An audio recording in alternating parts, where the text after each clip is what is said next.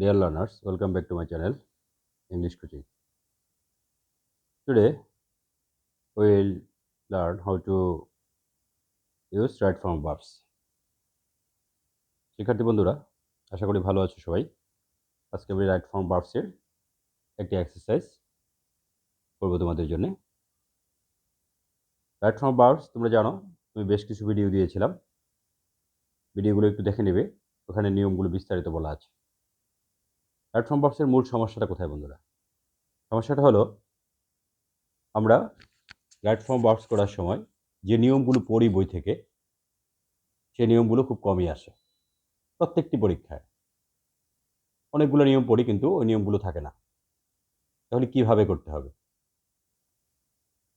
সেটাই আমরা আজকে দেখব, কিভাবে করতে হয়। তার আগে আমি একটু বলে নেই, রাইট ফর্ম ভার্বস এর নিয়মগুলোকে 5টি ভাগে ভাগ করা যায়। ব্র্যাকেটের পূর্বের শব্দ দ্বারা কিছু নিয়ম নির্ধারিত হয়। তাহলে প্রথমেই দেখতে হবে ব্র্যাকেটের পূর্বের শব্দটা দ্বারা আমার ভার্বের ফর্মটা নির্ধারণ করতে পারলাম কিনা। তারপর দেখতে হবে টেন্স নির্দেশক শব্দ আছে কিনা সেন্টেন্সটিতে। তারপর যে কাজটা করতে হবে, কনজাংশনের নিয়মে বললো কিনা। কনজাংশনের বেশ কিছু নিয়ম আছে, কন্ডিশনালগুলো। তারপরে দেখতে হবে সাবজেক্ট ভার্ব অবজেক্টের আগে বা পরে সাবজেক্ট এবং কনজাংশনবিহীন ভার্ব আছে কিনা, থাকলে প্রযুক্ত বা আইনযুক্ত হয়, আমরা জানি। তারপরে যে বিষয়টা সেটা হলো, যদি কোনো নিয়মেই না পড়ে শুধু সাবজেক্ট ভার্ব আর অবজেক্ট থাকে, তখন আমাকে কি করতে হয়? তখন আমাকে দেখতে হয় যে ঘটনাটা সবসময় একইভাবে ঘটে, অর্থাৎ প্রেজেন্ট ইনডিফিনিট টেন্সে পড়লো কিনা, না ঘটনাটা হঠাৎ একবার হয়েছিল, অর্থাৎ পাস্ট ইনডিফিনিট টেন্সে পড়লো কিনা। যদি এরকম হয় তাহলে প্রেজেন্ট ইনডিফিনিট টেন্সে ভার্বের দুটি ফর্ম আছে, অ্যাক্টিভে পাস্ট ফর্ম, অ্যাক্টিভে প্রেজেন্ট ফর্ম বা এস বাই যুক্ত ফর্ম, আর প্যাসিভে কি এমএজআর প্লাস ভার্বের পাস্ট পার্টিসিপল ফর্ম। আর যদি হঠাৎ করে ঘটনাটি ঘটেছিল বোঝায়, অর্থাৎ পাস্ট ইনডিফিনিট টেন্স হয়, তখনও ভার্বের দুটো ফর্ম আছে। একটি হলো যদি অ্যাক্টিভ হয়, অর্থাৎ প্রথম ব্যবহৃত ব্যক্তিবস্তু কাজটি করতে পারে, তখন হবে পাস্ট ফর্ম, আর না পারলে ওয়াজ ওয়ার প্লাস ভার্বের পাস্ট পার্টিসিপল ফর্ম হবে। এই বিষয়গুলো বিস্তারিত বলা আছে আবার রাইট ফর্ম ভার্বসের যে বেসিক ক্লাসটি নিয়মের, সেই ক্লাসে তোমরা একটু লিঙ্ক থেকে দেখে নিতে পারো। এখন চলো আমরা রাইট ফর্ম ভার্বসটা কীভাবে পূরণ করি একটু দেখি। এর আগে একটু বলি, যদি চ্যানেলটি এখনও সাবস্ক্রাইব করে না থাকো বন্ধুরা, একটু সাবস্ক্রাইব করে নেবে। একটু ক্লাসটা ভালো লাগলে একটু শেয়ার করবে, একটু লাইক করবে, একটু কমেন্টস করবে, এতে বেশি আমি অনুপ্রাণিত হই নতুন ভিডিও বানানোর জন্য। আশা করি আজকে যারা প্রথম থেকে শেষ পর্যন্ত থাকবে, রাইট ফর্ম ভার্বস সম্পর্কে একটা ক্লিয়ার কনসেপশন পেয়ে যাবে। আর এই যে সবগুলো নিয়ম পড়ার পরেও আমরা কেন রাইট ফর্ম ভার্বস পারি না, অথবা নিয়মগুলো কেন আসে না, বা কিভাবে আসে, কি করতে হয়, এই বিষয়টি আজকে একদম স্বচ্ছ হয়ে যাবে আশা করি বন্ধুরা। তো চলো আমরা রাইট ফর্ম ভার্বসটা করি।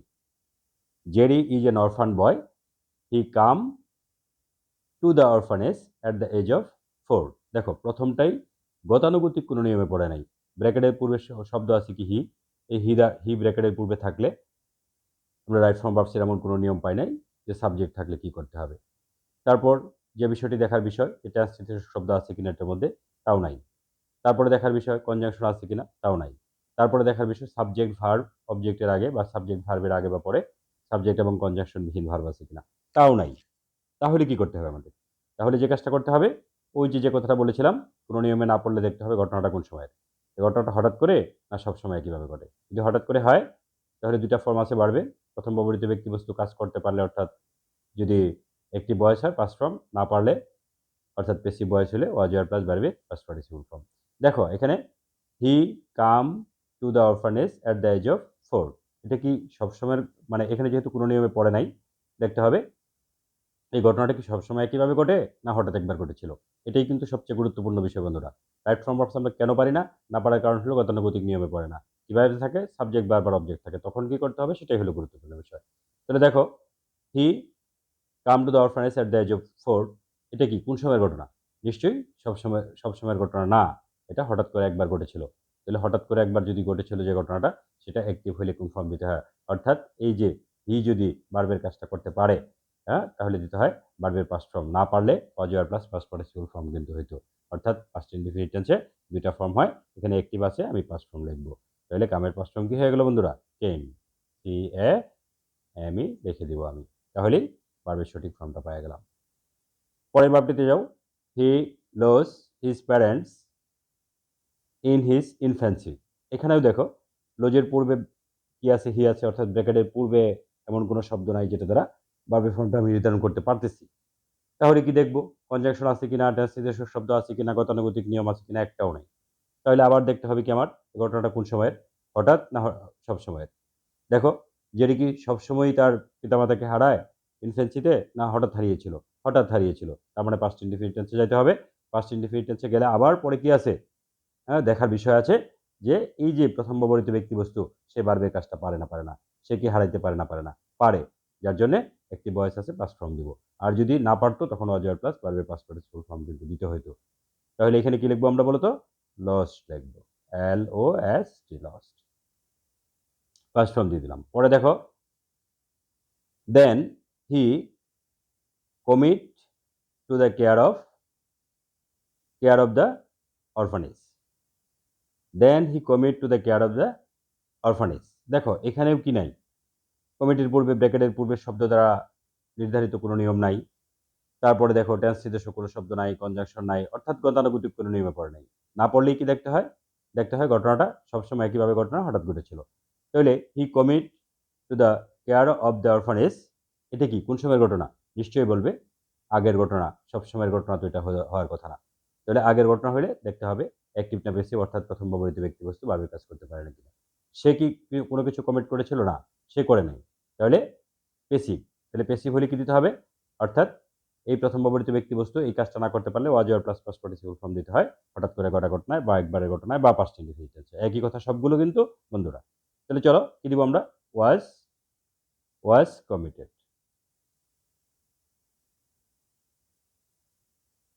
কমিটেড, দিয়ে দিলাম আমি এখানে। কেন দিলাম, এটা পাস্ট ইনডিফিনিট টেন্সে পড়েছে, যদিও কোনো চিহ্ন নাই, পাস্ট ইনডিফিনিট টেন্সের কোনো শব্দগুলো নাই, তারপরেও হঠাৎ করে ঘটনা যেহেতু পাস্ট ইনডিফিনিট টেন্স ধরতে হবে, আর ভয়েস হিসেবে প্যাসিভ ভয়েস আছে, যার জন্য ওয়াজ were plus past participle form লাগবে, ওয়াজ কমিটেড দিয়ে দিলাম। তারপরে একটা যাও বন্ধুরা, এখানে কি আছে, হি কুড হার্ডলি রিকালেক্ট। এখন দেখো এটা কি ব্র্যাকেটের পূর্বে শব্দ দ্বারা নিয়মে পড়লো কিনা। দেখো ব্র্যাকেটের পূর্বে কি আছে, হার্ডলি, তারও আগে দেখো কি আছে, কুড। আমরা জানি ব্র্যাকেটের পূর্বে যদি কি থাকে, can, could, may, might, shall, should, will থাকে, তখন আমাদেরকে কি করতে হয়, কি করতে হবে বন্ধুরা, দেখতে হবে either the sentence is an active voice or it is a passive voice. If the sentence is an active voice, you have to use the base form of verb. But if the sentence is not an active voice, if it is a passive voice, you must have to use a be plus verb in past participle form. This is the rule. If there is a verb after can, could, may, might, shall, should, will, would. এখানে he এবং recollect এর সম্পর্কটা কি, যেহেতু কুডের পরে আছে, আমি এই যে এই ব্যবহৃত ব্যক্তিবস্তু এখানে যেটা আছে, সে যদি কাজটা করতে পারে তাহলে আমি কি দিব, প্রেজেন্ট ফর্ম দিব কুডের পরে, আর না পারলে be plus plus participle form দিব। সে কি রিকালেক্ট করার কাজটা করতে পারে না, পারে, যার জন্য আমি কি দিব, প্রেজেন্ট ফর্মে দিব, অর্থাৎ হি কুড রিকালেক্টটাই রাখবো এখানে, আমি রিকালেক্টটাই রেখে দিলাম। কেন, কুডের পরে আছে, আর কি আছে, এটা অ্যাক্টিভ ভয়েস আছে। তারপরে যাও, এখানে দেখো পরে কি আছে, ইনস্পাইট অফ। দেখো বি আছে, বি এর পূর্বে কি আছে, অফ আছে। আমরা কি জানি, ব্র্যাকেটের পূর্বের শব্দ দ্বারা নিয়মে পড়লে সেটা আগে দেখতে হয়। তাহলে ব্র্যাকেটের পূর্বে কি আছে, প্রিপোজিশন আছে। শুধু এই প্রিপোজিশন না, নিয়মটা ভালো করে শুনে নাও। ব্র্যাকেটের পূর্বে যদি preposition for, in, on, from, by, with, without, after, before, of, mind, have, stop, would, with a view to, get used to, look forward to, এই যে 17টা, যে 17টা আমি বললাম, এই 17টা যে কোনো একটা কিছু থাকলে আর কিছু তোমার চিন্তা করার দরকার নাই, ভার্বটাকে নিশ্চয়ই আইনযুক্ত ফর্ম দিতে হবে। তাহলে বিকে আইনযুক্ত ফর্ম দিলে কি করবো, আমরা এখানে বিইং করে ফেলবো। কি করবো, বিইং, BEING। তাহলে বি থেকে কি পেয়ে গেলাম, বিইং পেয়ে গেলাম। He had developed a strong fabric of morality, his inimitable morality drew him close to the writer. দেখো আবার কি হচ্ছে, এখানে আমি ঘটনাটা কোন সময়ের সেটা নির্ধারণ করব, যেহেতু মানে ব্র্যাকেটের পূর্বে শব্দ দ্বারা পারতেছি না ভার্ব ফর্ম নির্ধারণ করতে, টেন্স নির্দেশক কোনো শব্দ নাই, গতানুগতিক শব্দ যেগুলো ইউজুয়ালি, জেনারেলি, সামটাইমস, রেগুলারলি থাকলে, এভরি প্লাস সময় থাকলে, জাস্ট, ইয়েট, লেটলি থাকলে, এগুলো কিচ্ছু নাই। Yesterday, long ago, long since, এগুলো কিচ্ছু নাই। অর্থাৎ পরে কি কনজাংশনের নিয়মও পড়ে নাই, অর্থাৎ কন্ডিশনালও পড়ে নাই। তাহলে আমাকে কি দেখতে হবে, আবার ঘুরে ঘুরে সেই একই কথা, যে কোন সময়ের ঘটনা, কোন সময়ের ঘটনা, এটা সবসময় না হঠাৎ করে, নিশ্চয়ই বলবে হঠাৎ করে ঘটা ঘটনা। তাহলে এখানে ইজ হিজ ইনএমিটেবল মোরালিটি ড্র করতে পারে না পারে, তার মানে কি করতে হবে আমার, হ্যাঁ, পাস্ট ফর্ম দিতে হবে। ড্র এর পাস্ট ফর্ম কি দিয়ে দিব বন্ধুরা, জিও দিয়ে দেব। পরে যাও, পরে কি আছে এখানে, the writer Impress with him. হ্যাঁ, খুব ভালো কথা। দেখো এখানে কি আছে, the writer Impress with him. তাহলে এখানে কি, আর তো কোনো শব্দ নাই, অর্থাৎ এখানে ট্রান্সিশক শব্দ নাই, কন্ডিশনালে পড়ে নাই, হ্যাঁ, গতানুগতিক যে কোনো নিয়মেই পড়ে নাই। তাহলে কি, the writer Impress with him, শুধু এইটুকু আছে, সাবজেক্ট আছে, ভার্ব আছে, অবজেক্ট আছে। তখনই আমাদেরকে কি দেখতে হয়, ঘটনাটি কোন সময়, হঠাৎ করে ঘটেছিল না সবসময় কিভাবে ঘটে। রাইটার সবসময় কি ইমপ্রেস হয় উইথ হিম, না হঠাৎ হয়েছিল, হঠাৎ হয়েছিল। তাহলে কি ধরতে হবে, হ্যাঁ, পাস্ট ইনডিফিনিট টেন্স। হ্যাঁ, তাহলে এখন কি করতে হবে, দেখতে হবে either the sentence in active voice or it is a passive voice. দেখো দ্য রাইটার এবং ইমপ্রেসের সম্পর্ক কি, রাইটার কি, হ্যাঁ, ইমপ্রেস করেছিল তাকে, না রাইটার্স তার কর্তৃক ইমপ্রেস হয়েছিল, নিশ্চয়ই বলবে হয়েছিল, তার মানে প্যাসিভ ভয়েস আছে। তাহলে প্যাসিভ ভয়েসে কি দিতে হয়, হঠাৎ করে ঘটা ঘটনায় বা পাস্ট ইনডিফিনিট টেন্সে ওয়াজ আর প্লাস পাস্ট পার্টিসিপল ফর্ম দিতে হয়। তাহলে ইমপ্রেসকে আমি কি লিখব, ওয়াজ ইমপ্রেসড, ওয়াজ ইমপ্রেসড লিখে দেব।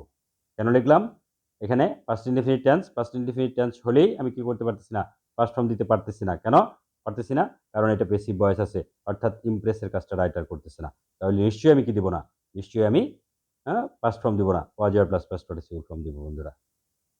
পরে দেখো কি আছে, শি স্টার্টেড শো। এখন দেখো এই ব্র্যাকেটের পূর্বে কি আছে, স্টার্টেড। হ্যাঁ, আমি কিন্তু একটু আগেই বলেছিলাম যে ব্র্যাকেটের পূর্বে যদি প্রিপোজিশন থাকে, মাইন্ড থাকে, হেল্প থাকে, ওর্থ থাকে, স্টার্টেড থাকে, তাহলে আমাকে কি করতে হবে, ভার্বটাকে আইএনজি যুক্ত করতে হবে। তাহলে ব্র্যাকেটের পূর্বের এই স্টার্টেড দ্বারাই এই যে এই শোটা এটা নিয়মে পড়ে গেল।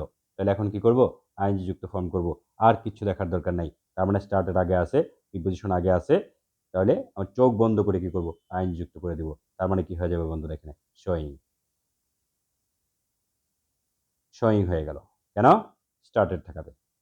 পরে যাও, Jerry take, Jerry take her for his mother. দেখো Jerry take her for his mother, সে কোন সময় ঘটনাটা, সবসময় নেয় না হঠাৎ নিয়েছিল, নিশ্চয়ই বলবে হঠাৎ নিয়েছিল, কিন্তু নেয় তো নাই, নেওয়ার ইচ্ছা করেছিল। তার মানে এটা একটা হিডেন কন্ডিশনাল আছে, অর্থাৎ, হ্যাঁ, নিয়ে যেত, এরকম অর্থে কি দিতে হয়, উড প্লাস ভার্বের প্রেজেন্ট ফর্ম দিতে হয়। তাহলে কি দিব আমরা, Jerry would take, Jerry would take her for his mother. পরে দেখো, he fabricated a lie, he fabricated a lie win. দেখো কোন নিয়মে পড়লো, ব্র্যাকেটের পূর্বে কি আছে, এলাই আছে, এই ব্র্যাকেট পূর্ব শব্দ দ্বারা নিয়মে পড়ে নাই। পরে দেখতে হবে কি টেন্স নির্দেশক শব্দ আছে কিনা, নাই, কনজাংশন নাই, সাবজেক্ট ভার্ব অবজেক্টের আগে বা পরে ভার্ব আছে কিনা, এটা কিন্তু দেখে নিতে হবে বন্ধুরা। দেখো এখানে স্পষ্ট আছে সাবজেক্ট ভার্ব অবজেক্টের পরের ভার্ব, সাবজেক্ট ভার্ব অবজেক্টের পরে কিন্তু একটা না একটা ভার্ব থাকবেই। তখন আমাকে আইদার আইন যুক্ত ফর্ম করতে হবে আর টু যুক্ত করতে হবে, অর্থাৎ ইনফিনিটিভ করতে হবে। কারণ সিম্পল সেন্টেন্স কি থাকে না, একটার বেশি সাবজেক্ট ও ভার্ব থাকে না। তাহলে কি করবো আমরা বলতো, হি ফেব্রিকেটেড এলাই সাবজেক্ট ভার্ব অবজেক্টের পরের ভার্ব আছে, আমি দেখবো এটা মানে কোনো কিছু করার জন্য প্রকাশ করতেছে না কাজ করা প্রকাশ করতেছে। তাহলে উইন হার হার্ট, তার হৃদয়টাকে কি করার জন্য, জয় করার জন্য, লেখিকার হৃদয় জয় করার জন্য সে কি করেছিল, মিথ্যা, অনেকগুলো মিথ্যা কি করেছিল, বুনন করেছিল। ফেব্রিকেট মানে বুনন করা, ফেব্রিকেটেড এলাই মিথ্যা বুনন করেছিল কি করার জন্য, তার হৃদয় জয় করার জন্য। এরকম সাবজেক্ট ভার্ব অবজেক্টের পরে যদি ভার্ব থাকে বা আগে যদি ভার্ব থাকে, যদি জন্য কথাটা প্রকাশ পায় তাহলে টু যুক্ত করতে হয়, আর জন্য না প্রকাশ পাইলে আইন যুক্ত করতে হয়। তাহলে দুইটাই তো ফর্ম, আইন যুক্ত বা টু যুক্ত। এখন কি করব, যেহেতু তার হৃদয় জয় করার জন্য, তাহলে কি দিব, টু উইন দিব, টু উইন। আশা করি বন্ধুরা প্রত্যেকটা ভার্বের ফর্ম যুক্তি সহকারে বুঝতে পেরেছ। তোমাদের বেশিরভাগ রাইট ফর্ম ভার্বসের বেশিরভাগ, অর্থাৎ 10টা থেকে এই 7টা বা 8টা আসে কোনো নিয়ম ছাড়া। যে নিয়ম ছাড়া আজকে আমি তোমাদেরকে করে দেখালাম, নিয়ম ছাড়া থাকলে কি করতে হয়, এটার প্রতি বেশি এমফাসিস করবে, কারণ এভাবেই বেশি থাকে। আর তোমরা সবগুলো নিয়ম মুখস্থ করো ঠিকই, কিন্তু তারপরে পারো না, না পারার কারণ একটাই, ওই যে নিয়মগুলাই নাই। আমরা নিয়ম মুখস্থ করেছিলাম কি, ইফের নিয়ম মুখস্থ করেছিলাম নাই, সো দ্যাট পড়েছিলাম নাই, সাপোজ হোয়াইল পড়েছিলাম নাই একটাও। তারপরে দেখো আমরা কি পড়েছি, it is time, it is high time পড়েছি নাই। তার মানে যত নিয়মগুলো পড়েছিলাম, হ্যাঁ, এই যে অলরেডি রিসেন্টলি পড়েছি প্রেজেন্ট পারফেক্ট টেন্স হয় নাই। তার মানে গতানুগতিক নিয়মে রাইট ফর্ম ভার্বস এসএসসি এবং ইন্টারমিডিয়েটে খুব কমই থাকে। তাহলে থাকে কিভাবে? থাকে হলো এভাবে, অর্থাৎ সাবজেক্ট থাকে, ভার্ব থাকে আর অবজেক্ট থাকে। আর ২-৪টা থাকে কিভাবে? ওই ব্র্যাকেটের পূর্বের শব্দ দ্বারা করতে হয়।